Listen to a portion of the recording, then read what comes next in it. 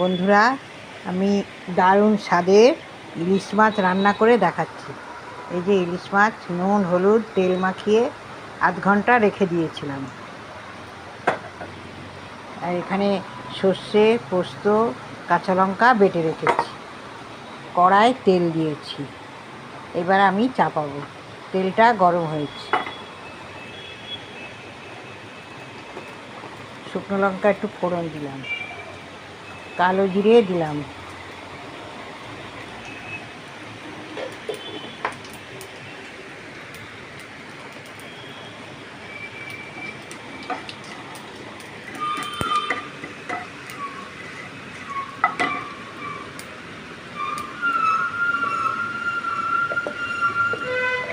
একটু লবণ দিয়ে দিলাম।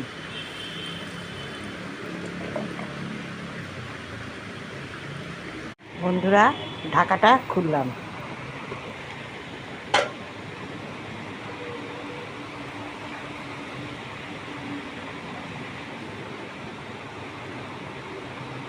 দারুণ গন্ধ বেরিয়েছে, ইলিশ মাছের দারুণ সেন্ট বেরিয়েছে। এবারে আমি এই সর্ষে পোস্ত বাটাটা দিয়ে দিলাম।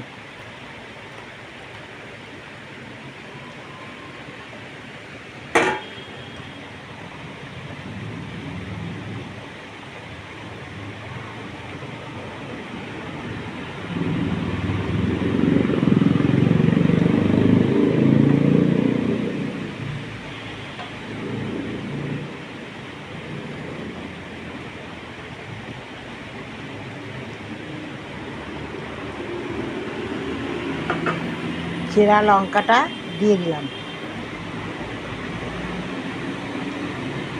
বন্ধুরা, ঢাকাটা এবার খুলছি।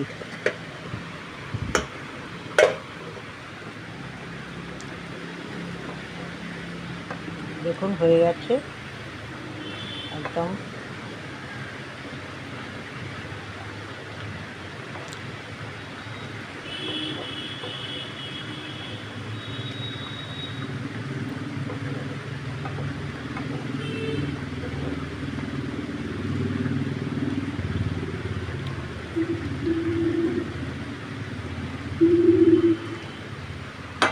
এবার একটু ঝোল রাখবেন, ঝোলটা গাঢ় হয়ে যাবে আরও।